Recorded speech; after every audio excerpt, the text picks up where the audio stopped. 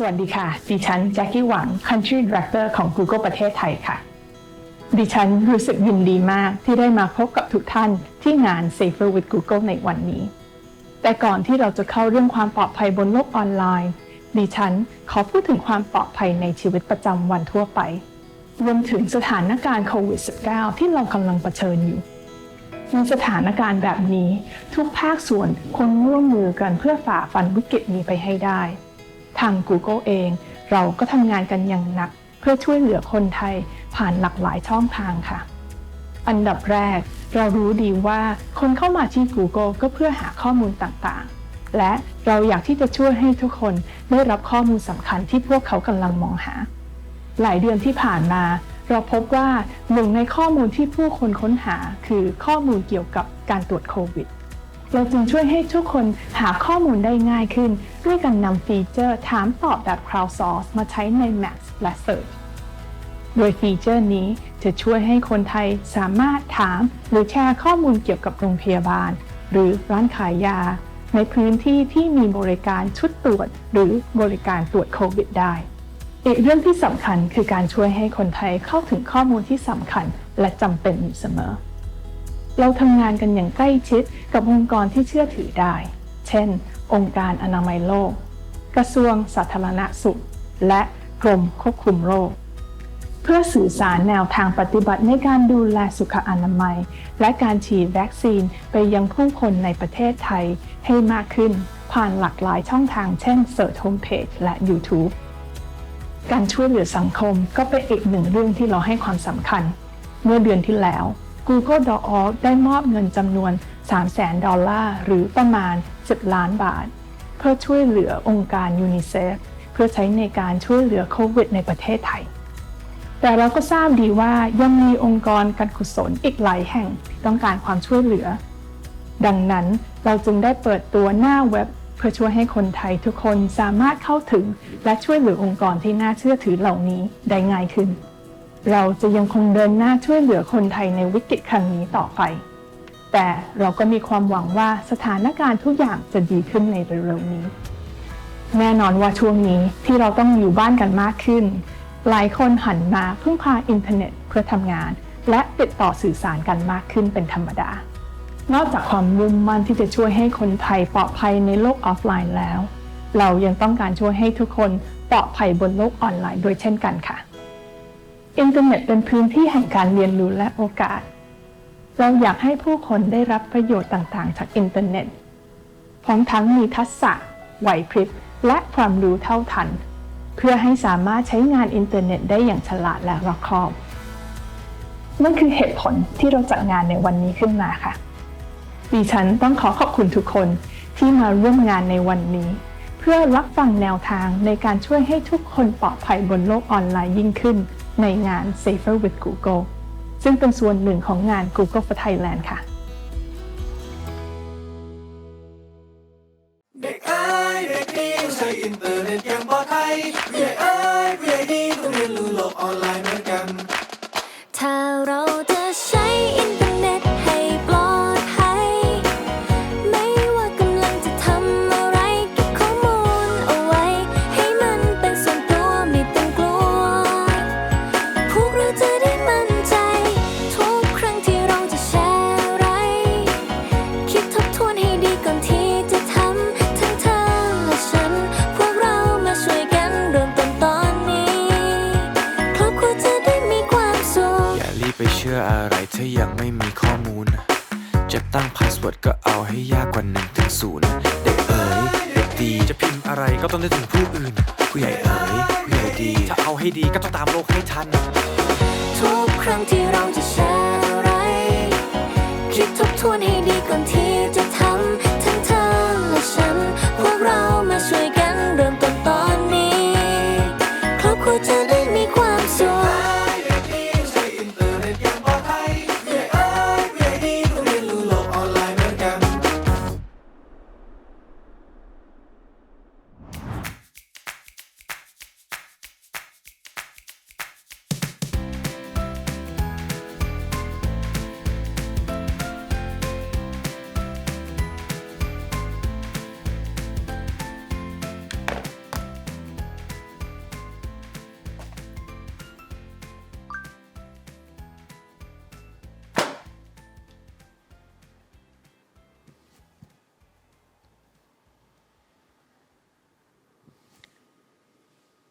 เฮ้ย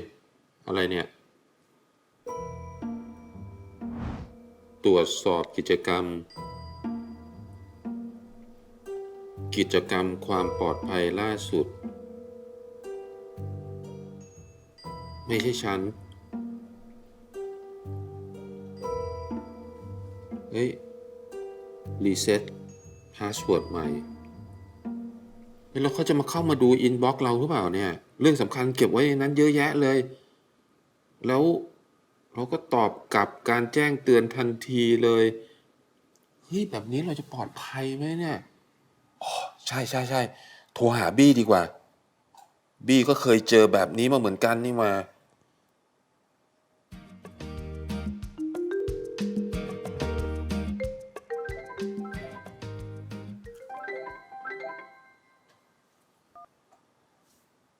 ฮัลโหลครับพี่เปิ้ลว่าไงครับ บี้สวัสดีเป็นไงบ้าง คุยได้ไหม คุยได้พี่ว่าไงครับ คืออย่างนี้บี้ครับ ถามหน่อยสิพอดีเมื่อกี้พี่ได้อีเมลแจ้งเตือนมาว่า มีคนพยายามเข้ามาในบัญชี Gmail ของพี่อ่ะแต่มันไม่ใช่ตัวพี่อ่ะบี้ เฮ้ยได้ไงพี่ พี่ก็เลยรีบเปลี่ยนพาสเวิร์ดก่อนเลยนะ แต่ไม่รู้ว่าต้องทำอะไรต่อไงมันทำให้พี่รู้เลยว่าตัวเองรู้เรื่องความปลอดภัยในโลกดิจิทัลน้อยมากอ่ะทั้ง Gmail ทั้งแอปพอดีพี่จำได้ไงว่าบี้อ่ะเคยเจอแบบนี้มาเหมือนกันใช่ป่ะฮะ โอ้โหพี่โทรมาถูกคนแล้วครับผมนะฮะใจเย็นๆนะพี่ ผมเจอมาแล้ว ผมช่วยพี่เองวันนี้ครับ ใช่ดีเนี่ยพี่ตกใจมากเลยเพราะว่าพี่เก็บนู่นเก็บนี่ไว้ในออนไลน์เยอะมากอ่ะ โอเคครับอย่างแรกนะพี่เปิ้ลพี่ไปที่ Gmail ก่อนเลยครับพี่เปิ้ลไปเช็คดูว่าพี่ได้รับอีเมลที่ส่งมาจาก Google หรือเปล่า อ๋อเดี๋ยวอ๋อได้แล้ว งั้นสบายใจได้พี่ Gmail เนี่ยเขาจะตรวจสอบสัญญาณบางอย่างกับอุปกรณ์ของเราที่เราล็อกอินอยู่ ดูว่ามีอะไรน่าสงสัยหรือเปล่า อ๋อเคยเห็นจริงด้วย เคยได้คำเตือนว่ามีคนพยายามล็อกอินบัญชีของเรา แล้วตอนนั้นมันเกิดอะไรขึ้นบ้างอะตอนที่มีคนพยายามแฮ็กบัญชีของบี้อะ ถามได้ดีมากพี่แฮกเกอร์ตอนนั้นพี่เขา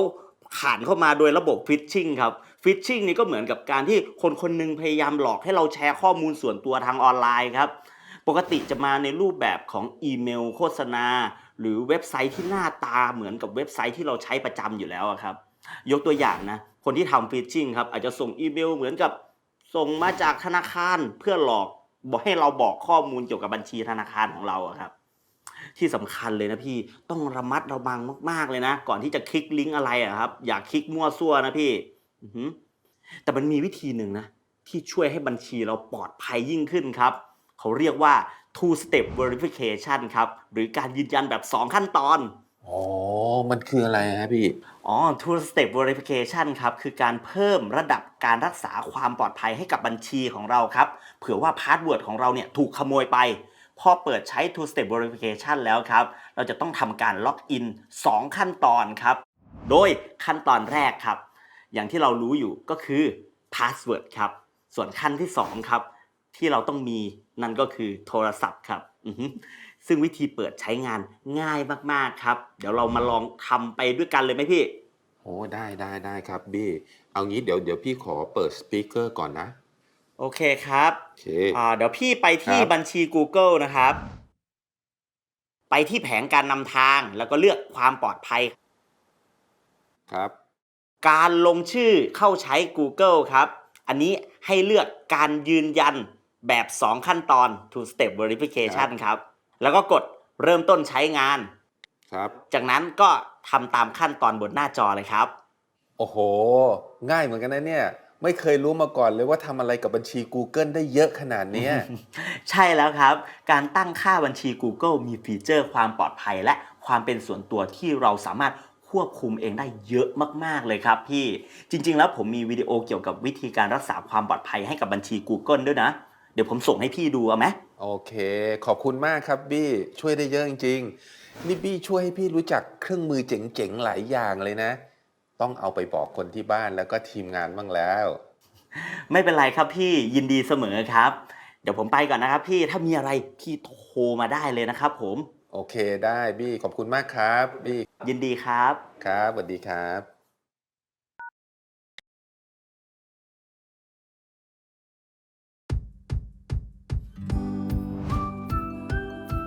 หลายสิ่งหลายอย่างในชีวิตต้องการการปกป้องมากเป็นพิเศษหนึ่งในนั้นคือบัญชี Google ของคุณ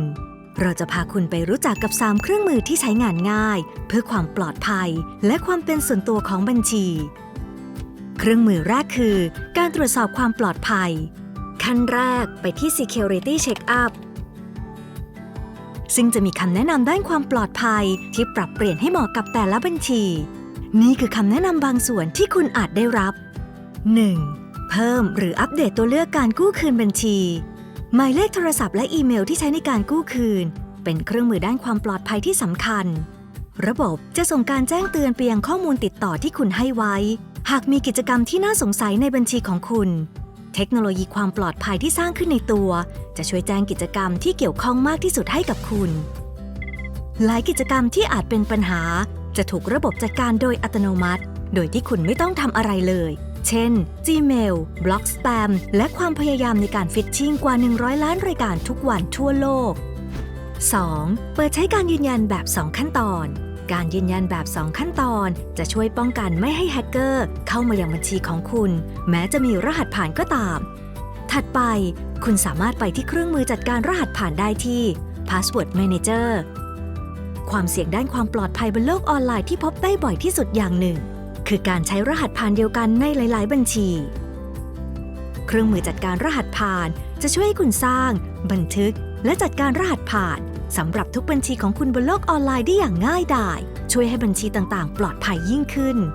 นอกจากนี้เครื่องมือจัดการรหัสผ่านยังช่วยแจ้งเตือนเมื่อรหัสผ่านของคุณถูกบุกรุกซึ่งอาจเป็นเพราะคุณใช้รหัสผ่านที่คาดเดาได้ง่ายนั่นเองสุดท้ายนี้คุณสามารถตรวจสอบความเป็นส่วนตัวได้ที่ Privacy Checkup ฟีเจอร์ตรวจสอบความเป็นส่วนตัวจะพาคุณไปตรวจสอบตัวเลือกความเป็นส่วนตัวที่สำคัญต่างๆซึ่งเป็นวิธีที่คุณจะได้เรียนรู้วิธีการใช้ข้อมูลในการปรับเปลี่ยนประสบการณ์ให้กับคุณและช่วยให้คุณปรับเปลี่ยนการตั้งค่าให้ตรงกับความต้องการได้ง่ายๆในแต่ละปีมีผู้คนถึง200ล้านคนเข้ามาตรวจสอบความเป็นส่วนตัวเพื่อให้การดูแลความปลอดภัยบนโลกออนไลน์ของคุณเป็นเรื่องง่ายการตรวจสอบความปลอดภัยการตรวจสอบรหัสผ่านและการตรวจสอบความเป็นส่วนตัวจะเป็น3เครื่องมือที่ช่วยคุณเริ่มต้นใช้งานจากการตั้งค่าบัญชี Google ของคุณโดยตรงคุณสามารถอ่านและดูข้อมูลเพิ่มเติมได้ที่ศูนย์ความปลอดภัยของเราออกแบบผลิตภัณฑ์โดยมุ่งเน้นความเป็นส่วนตัวและความปลอดภัยและให้ผู้ใช้ควบคุมการตั้งค่าต่างๆด้วยตนเองเพื่อให้ทุกวันของคุณปลอดภัยยิ่งขึ้นด้วย Google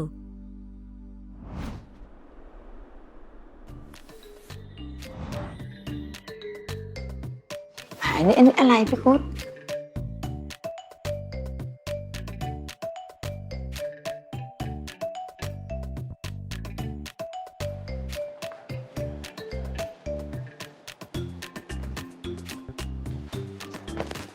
เด็กๆเล่นอะไรกันอยู่คะ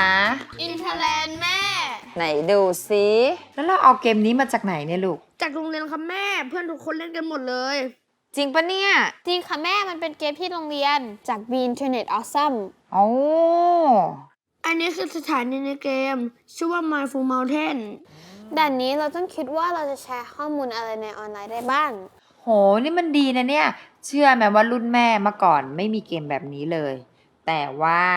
พวกเราเนี่ยเล่นกันมานานแล้วนะ แม่จะให้อีกแค่คนละ5 นาทีโอเคไหม โหแม่ขออีก10 นาทีได้ไหม เนี่ยตลอดเอาไปนว่าเดี๋ยวแม่ให้อีก10 นาทีเดี๋ยวแม่จะกลับมา โอเค โอเคป้าเมื่อกี้นะลูกๆเนี่ยมาเล่าให้ฟังแหละเรื่องของ Be Internet Awesome เนี่ยมันเป็นหลักสูตรที่สอนให้เด็กๆนะได้รู้จักการปฏิบัติตัวบนโลกออนไลน์น่าสนใจนะจูนคิดว่าเราควรจะเข้ามามีส่วนร่วมนะกับการพูดคุยในเรื่องพวกนี้การที่เด็กๆเนี่ยได้เรียนรู้ในเรื่องของโรงเรียนอะถือว่าเป็นสิ่งที่ดีแต่ว่าเราควรอาจจะเริ่มต้นจากในบ้านด้วยเหมือนกันนะโอ้ก็จริงเนาะแล้วเราควรจะทำยังไงอะเดี๋ยวจูนจะโทรหาคุณไม้เลยคุณไม้เนี่ยนะเขามาจาก Google Thailand เลยนะเราอะเคยเจอเขาแล้วเมื่อ 2-3 ปีที่แล้วที่งาน YouTube Kids อะงั้นเดี๋ยวจูนมาโทรหาคุณไม้ก่อนนะมีแหล่งข้อมูลด้วยอย่างนี้พี่ต้องไปหาข้อมูลเพิ่มแล้วล่ะ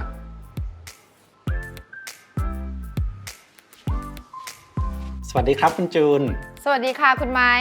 สบายดีนะคะผมสบายดีครับคุณจูนโทรมามีอะไรให้ผมช่วยหรือเปล่าครับค่ะ คือว่าตอนนี้นะคะ4 กำลังเล่นเกม Interland ของ B Internet Awesome อยู่อะค่ะ แล้วก็มาสอนจูนว่าจูนจะออนไลน์ยังไงให้ปลอดภัยหรือว่าอะไรที่ควรแชร์ไม่ควรแชร์อะไรอย่างเงี้ยค่ะจูนเลยอยากจะหาข้อมูลเพิ่มว่าเราจะเป็นฝ่ายช่วยเด็กๆคุยเรื่องนี้ยังไงได้บ้างจูนจะได้ช่วยแนะนำเด็กๆได้อะค่ะ ผมดีใจมากๆเลยครับที่เด็กๆได้เรียนรู้หลักสูตร Be Internet Awesome แล้วผมเนี่ยยิ่งดีใจเข้าไปใหญ่เลยครับพอคุณจูนบอกว่าอยากสอนเด็กๆเรื่องนี้เองที่บ้านด้วยจากที่ฟังคุณจูนเล่ามาเนี่ยผมคิดว่าเด็กๆน่าจะกำลังเรียนเรื่องคิดก่อนแชร์นะครับ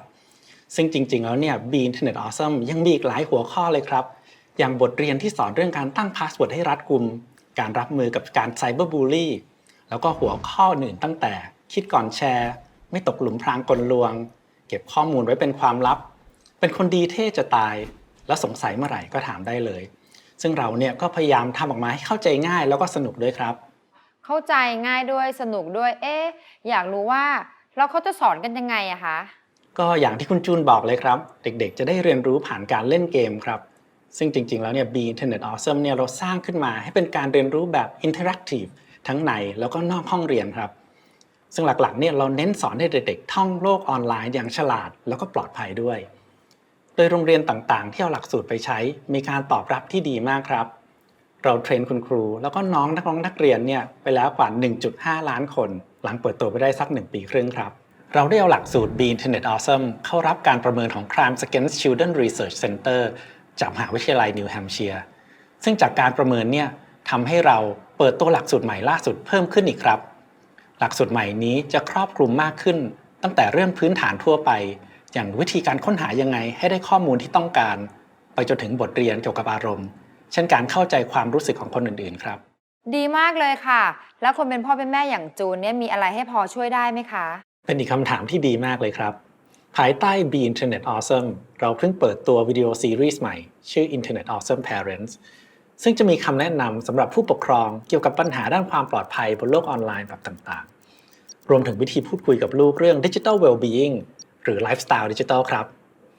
เดี๋ยวผมส่งวิดีโอลิงก์สั้นๆให้คุณจูนลองศึกษาแล้วก็แชร์คุณพ่อคุณแม่คนอื่นๆนะครับดีเลยค่ะนอกจากเด็กๆจะได้เรียนรู้เรื่องที่เป็นประโยชน์จากเกม Interland แล้วนะคะคุณไม้มีเครื่องมืออื่นที่ช่วยให้พ่อแม่ผู้ปกครองแนะนำคอนเทนต์เนื้อหาดีๆให้ลูกๆบ้างไหมคะจริงๆแล้วมีหลายแอปที่เราแนะนำไว้ใน Internet Awesome Parents ที่คุณจูนน่าจะเอาไปใช้ได้กับที่บ้านนะครับอันนึงที่สำคัญเลยคือ Family Link แอปนี้เป็นแอปที่ช่วยคุณพ่อคุณแม่จัดการใช้งานอุปกรณ์ต่างๆของเด็กๆได้ครับอย่างเช่นคุณจูนจะได้ตรวจสอบแอปก่อนที่ลูกจะดาวน์โหลดคุณพ่อคุณแม่จะดูรายงานกิจกรรมของแอปได้ด้วยเราจะดูได้ว่าลูกเราใช้แอปไหนมากที่สุดหรือจะจำกัดเวลาการใช้งานโทรศัพท์ในแต่ละวันก็ได้แอปนี้ใช้ฟรีทั้ง Android และ iOS นะครับนี่แหละค่ะที่อยากได้พูดถึงแอปจำได้ว่าเมื่อ3 ปีที่แล้วที่จูนทำงานกับ YouTube ตอนเปิดตัวแอป YouTube Kids ในไทยอะค่ะจะบอกว่าแอปมีประโยชน์มากๆเลยอะค่ะคนไหมมีอะไรสนุกๆสำหรับเด็กๆแนะนำอีกไหมคะจริงๆแล้ว YouTube Kids เหมาะกับเด็กมากครับเพราะเป็นแอปที่สร้างยากขึ้นมาสำหรับเด็กๆโดยเฉพาะเราอยากให้เด็กๆใช้งานได้ง่ายแล้วก็ปลอดภัยกันครับส่วนเนื้อหาในแอปเนี่ยก็คัดสรรขึ้นมาให้มีแต่เนื้อหาที่เหมาะสำหรับเด็กจริงๆสำหรับเด็กที่โตขึ้นมาหน่อยเราสามารถตั้งค่าให้พวกเขาเข้า YouTube ผ่านบัญชี Google ที่ผู้ปกครองดูแลโดยคุณจูนจะสามารถตั้งค่าเนื้อหาต่างๆได้แล้วก็มีบางฟีเจอร์ที่ถูกปิดใช้งานเช่นแชทสดหรือการซื้อสินค้าจะได้หมดปัญหาที่ลูกเผลอกดซื้ออะไรทางโทรศัพท์โดยที่เราไม่ได้ตั้งใจครับผมหวังว่าผลิตภัณฑ์ของเราจะเป็นประโยชน์กับครอบครัวและเด็กๆนะครับเพราะว่าทั้งเรื่องความเป็นส่วนตัวและความปลอดภัยก็เป็นเรื่องที่ผมสนใจและให้ความสำคัญมากๆอยู่แล้วและอย่างที่คุณจูนก็น่าจะทราบแล้วว่าที่ Google เราออกแบบผลิตภัณฑ์โดยมุ่งเน้นความเป็นส่วนตัวและความปลอดภัยและให้ผู้ใช้เป็นผู้ควบคุมการตั้งค่าต่างๆด้วยตนเองครับ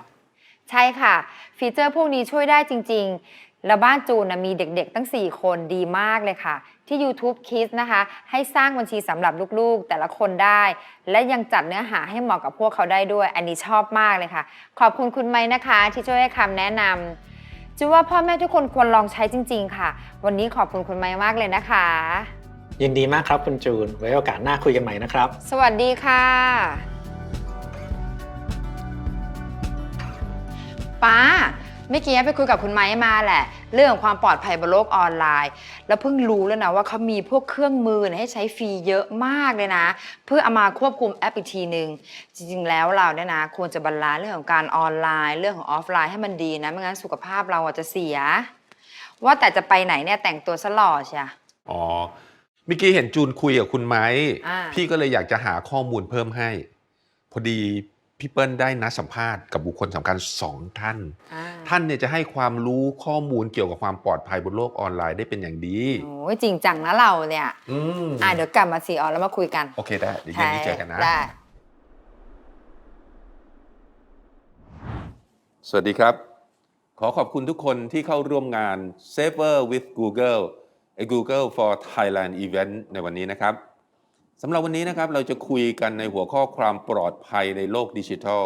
ผมขอแนะนำคุณตรีนุชเทียนทองรัฐมนตรีว่าการกระทรวงศึกษาธิการสวัสดีครับ และคุณแจ็คกี้หวัง Country Director Google ประเทศไทยสวัสดีครับ สวัสดีค่ะคุณเปิ้ลสวัสดีค่ะ ต้องขอบคุณทั้ง2 ท่านนะฮะที่ให้เกียรติมาพูดคุยกับเราในวันนี้นะครับคุณแจ็คกี้ครับตั้งแต่เริ่มต้นสถานการณ์โควิดแบบนี้เนี่ยเราจะเห็นได้นะฮะว่าผู้คนเนี่ยได้หันมาใช้งานออนไลน์มากขึ้นเยอะมากตั้งแต่เด็กไปจนถึงคนสูงอายุเนี่ยซึ่งผมเชื่อว่ามีทั้งข้อดีอยู่มากมายนะฮะแต่ทีนี้เนี่ย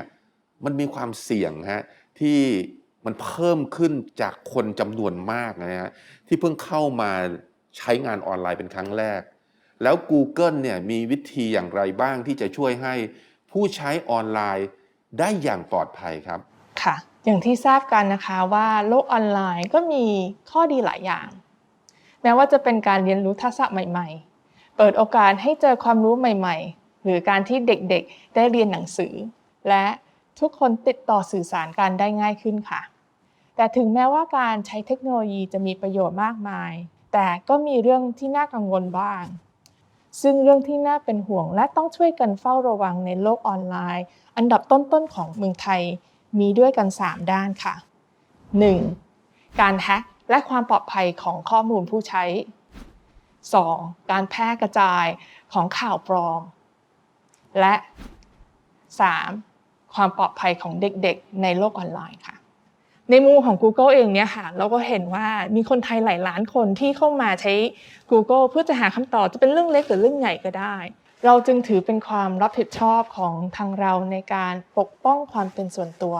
และความปลอดภัยของทุกคนซึ่งเราออกแบบผลิตภัณฑ์โดยมุ่งเน้นความเป็นส่วนตัวความปลอดภัยและผู้ใช้เป็นผู้ควบคุมการตั้งค่าต่างๆด้วยตนเองค่ะโอ้ ค่ะ ขอบคุณมากครับคุณแจ็คกี้ครับทีนี้ท่านรัฐมนตรีนะครับช่วยเล่าให้ฟังหน่อยได้ไหมครับว่าในด้านการศึกษาเนี่ยมีความท้าทายอย่างไรบ้างนะครับในสถานการณ์โควิดแล้วก็กระทรวงศึกษาธิการเองเนี่ยได้ช่วยเหลือครอบครัวอย่างไรบ้างครับในสถานการณ์แบบนี้ครับค่ะคือต้องเรียนคุณเปิ้ลก่อนนะคะว่าในสถานการณ์โควิดเนี่ยก็เรียกว่าเป็นสถานการณ์ที่เรียกว่าเราเป็นสงครามในเรื่องของโรคติดต่อเลยดีกว่านะคะเรียกว่าเราต้องใช้ชีวิตแบบ new normal ในการเรียนรู้เพราะฉะนั้นกระทรวงเองเนี่ยคอนเซปต์ชัดเจนแนวคิดชัดเจนว่าทำยังไงภายใต้สถานการณ์ที่ไม่ปกติเช่นนี้การเรียนรู้ของเราต้องไม่หยุดนะคะให้กับเยาวชนกับผู้เรียนภายใต้ความปลอดภัยมาเป็นอันดับหนึ่งนะคะเพราะฉะนั้นปีนี้เนี่ยเราก็มีรูปแบบของการเรียนที่ชัดเจนที่อาจจะได้มีการผ่านไปทางสื่อหลายๆครั้งแล้วก็คือไม่ว่าจะเป็นการเรียน5รูปแบบนะคะไม่ว่าเป็นการเรียนออนไซต์ก็คือการไปเรียนโรงเรียนตามปกตินะคะเรียนออนไลน์นะคะก็ผ่านทางอินเทอร์เน็ตนะคะหรือเรียนผ่านออนแอร์ก็คือผ่าน DLTV นะคะซึ่งดูจากทางจอทีวีก็จะมีสื่อการเรียนการสอนที่ส่งไปทางสมาร์ททีวีหรือทางทีวีที่บ้านสามารถรับการเรียนการสอนได้หรือแม้กระทั่งออนแฮนด์นะคะออนแฮนด์ก็คือว่าคุณครูเนี่ยเอาสื่อการเรียนการสอนไปให้กับผู้เรียนที่บ้านนะคะเพราะถ้าเราอยู่ในศูนย์กลางเนี่ยเราอาจจะไม่ได้ทราบว่าในสภาพพื้นที่ของการเรียนรู้ในพื้นที่นั้นเขามีความหลากหลายแล้วก็มีการเรียนแบบไหนเพราะฉะนั้นเนี่ยการประเมินเรื่องความปลอดภัยต้องมาอันดับหนึ่งก่อนการเลือกวิธีการเรียนรู้นั้นจึงเป็นอันดับ2ภายใต้สภาพพื้นที่แล้วก็ภายใต้ความเหมาะสมของการเรียนรู้ในพื้นที่นั้นๆค่ะแล้ว ทำไมกระทรวงศึกษาธิการจึงให้ความสำคัญกับเทคโนโลยีดิจิทัลกับการเรียนรู้และความปลอดภัยในโลกออนไลน์ครับ ก็ต้องยอมรับว่าในยุคปัจจุบันเนี่ยก็คือดิจิทัลเนี่ยเป็นเรื่องที่เราคงปฏิเสธไม่ได้ยังไงเขาก็เข้ามาในโลกของเราอยู่ดีนะคะในยุคสถานการณ์โดยเฉพาะสถานการณ์เช่นนี้เนี่ยสื่อดิจิทัลก็เข้ามาช่วยเยอะนะคะในทำให้ในการเรียนรู้ในสถานการณ์ที่ไม่ปกติ และอีกเรื่องหนึ่งก็คือในเรื่องของการลดความเหลื่อมล้ำในการเรียนเรามีโรงเรียนที่ไม่รวมสังกัดอื่นไม่รวมสังกัดเอกชนเนี่ยเรามีโรงเรียนกว่า 30,000 โรงเรียนนะคะซึ่งครึ่งหนึ่งจาก 30,000 เป็นโรงเรียนขนาดเล็กนะคะเพราะฉะนั้นเนี่ยถ้าเรายิ่งมีดิจิทัลนะคะแล้วก็มีเทคโนโลยีอย่างเงี้ยจึงคิดว่ามันเป็นตัวช่วยมากที่จะช่วยทำให้เราลดความเหลื่อมล้ำตรงนี้ได้และโดยเฉพาะอย่างยิ่งที่ฉันเองได้ลงไปพื้นที่แล้วก็ได้เห็นก็คือว่าเราขาดครูที่เป็นครูนอกจากครูขาดไม่ครบชั้นแล้วเนี่ยเรายังมีครูที่อย่างเช่นครูภาษาอังกฤษนะคะหรือ